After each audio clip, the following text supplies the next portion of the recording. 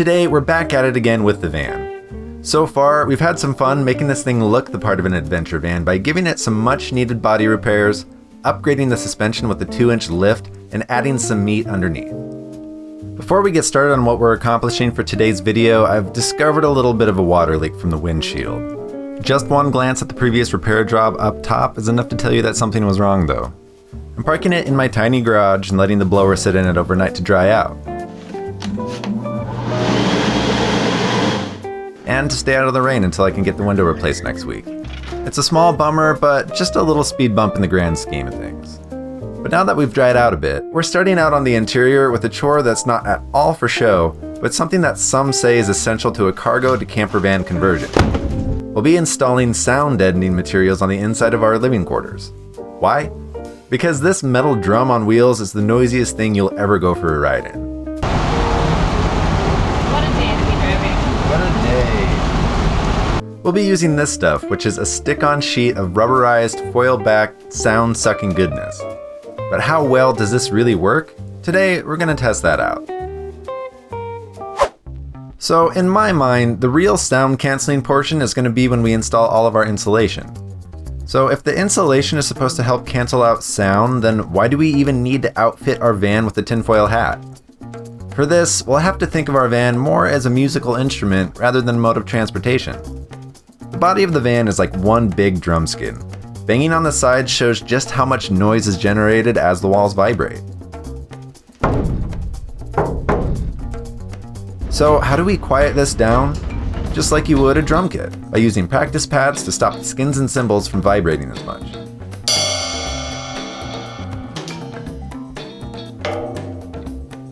And that's what this stuff is for. Not to make a solid barrier exactly, though you could if you really wanted to, but this is mostly to mute vibrations on large panels like doors, trunks, floorboards, and yes, the entire body of a cargo van.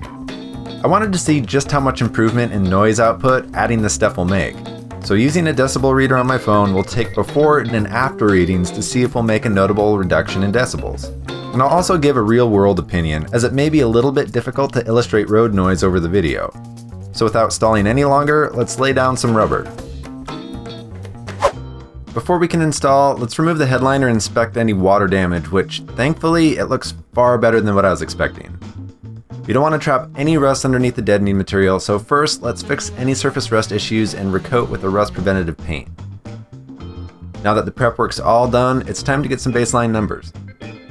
Now, being just an app on my phone, this decibel reader is a little bit jumpy, but I'll try my best to get as close of an average reading as possible. We're going to take 3 readings, while idling, while on a dirt road, and while on the pavement going 45 miles an hour. Let's grab an initial reading with nothing installed, that way we have a baseline to go off of. The idle reading is giving us an average of around 53 to 55 decibels. Alright, so dirt road was reading about 68 to 70 decibels. Now we're going to go hit the pavement and hit a 45 mile an hour test. At 45, pretty similar. About 70 decibels. Now that we have our base numbers, we can get onto the fun part and start to apply our material. For the install, you're going to need something to cut with. I used a carpet knife, and most importantly, a roller. You can't do the job without one. Before sticking anything down at all, we'll make sure that our surfaces are clean and dry, or else the stuff will just fall right back off. I personally use a degreaser called Purple Power. It's safe on painted surfaces and plastics, and when you spray it on, you can instantly see the stuff start to pull the grease and dirt off. It's awesome. After a good wipe down of all your surfaces, the deadening material goes on super easy. You just need to give it a little bit of muscle with the roller. These dimples in the foil are there to make sure you've given the material enough pressure with the roller to adhere to the surface.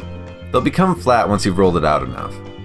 So one extra thing I decided to do was to completely cover the wheel wells in this stuff. I heard a few times that a ton of road noise comes up through these since it's literally housing your rear tires. But besides this, I mostly focused on exterior facing sheet metal. So before I start mounting all the sound deadening on, I want to do kind of a bang test, just to hear the reverberation in the van. There's nothing on the inside at all right now. I'm going to do this wall first, and then we'll compare just whacking the side of the van with my hand to before and afters with the sound deadening. Fast forward about an hour to having this whole side installed, and let's compare.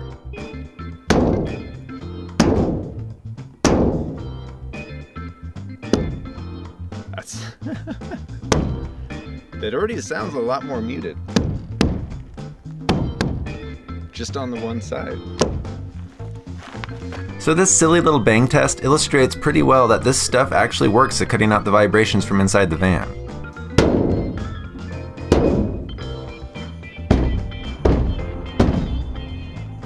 It's easy to install, but definitely time consuming. It'll take me a few more hours over the next couple days to get the whole thing done. So while I'm busy installing the rest of this stuff, let's go over a few tips that I came up with during the rest of the project before we test the overall sound improvement. I have two different brands of materials on hand. For this project, I bought one called Noeco off of Amazon, but I also had another brand called Kilmat left over from a project a few years back. The Noeco stuff comes in a much larger sheet, which may be good for large openings, but overall it's a little hard to work with. The Kilmat comes in a much smaller, more manageable size. Each box has a total of 36 square feet of material, which I think is enough to do a van of my size. I'm all about making my life easier, so if I were to choose one, I'd go with the smaller pieces of the Kilmat from an ease of installation point. Also, it was like $5 cheaper.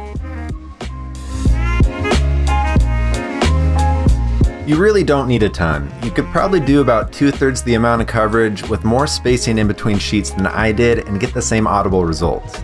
I only did so much since I had a little extra to play with. I would say one 36 square foot box would be enough to properly quiet the inside of a normal sized van, which is a little bit bigger than mine. Though you might need a little more for a sprinter application. You can buy either a nylon or a metal roller, and I ended up buying a nylon one because it was the cheapest, but I will say a metal one flattens out the material much better. I had an old timing belt tensioner laying around that I tried just out of curiosity's sake, and I liked it a lot more. If I did it again, I would probably buy a metal roller, as long as it wasn't too expensive. Covering the ceiling sucks. It's the worst part. It hurts your arms, neck, and knees. So to help with the ceiling install, grabbing something like a 5-gallon bucket to sit on while doing it helps immensely. And if you're feeling especially lazy, you could even strap your roller to a sturdy pipe or something.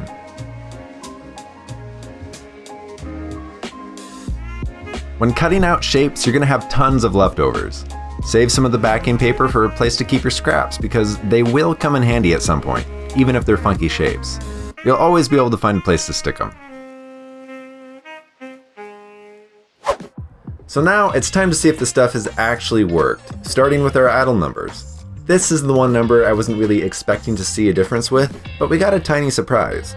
We started out with around 53 to 55 decibels, and after our install, that dropped to about 50 to 52. We saved a little bit at idle, which is pretty cool. Now I was expecting to hear the most difference while driving. Both the dirt road and the 45 mph tests were similar with readings of 68 to 70 decibels. And after our install, the dirt road went down to about 62 to 64 decibels, a decrease by about 6. But the 45 mph test only went down to 66 to 68, a 2 decibel decrease. To me, these results were pretty cool. Even though they're very rough and not entirely scientific, they tell me two things. One, the stuff is working like advertised to some degree, and two, since the biggest decrease in noise was on the dirt road where vibrations were the heaviest, it does in fact work like a practice pad on a drum skin, quieting large panels. So my final takeaways, if you install this and expect to have a dead silent van when you're done, you'll be sorely disappointed. But when you're trying to make a comfortable, quiet ride, every little bit counts. Would I do it again? Yeah. But I do a good deal less coverage, spending less time on this portion and focusing more on the actual installation. As far as the total cost of our project, this wasn't a very expensive episode. The materials and roller combined only cost $75, making our new total $3,300 for the entire build. If you found this video helpful, give it a like, and to keep up with the van build, hit subscribe. Thanks for watching today, and until next time, keep that rubber side down.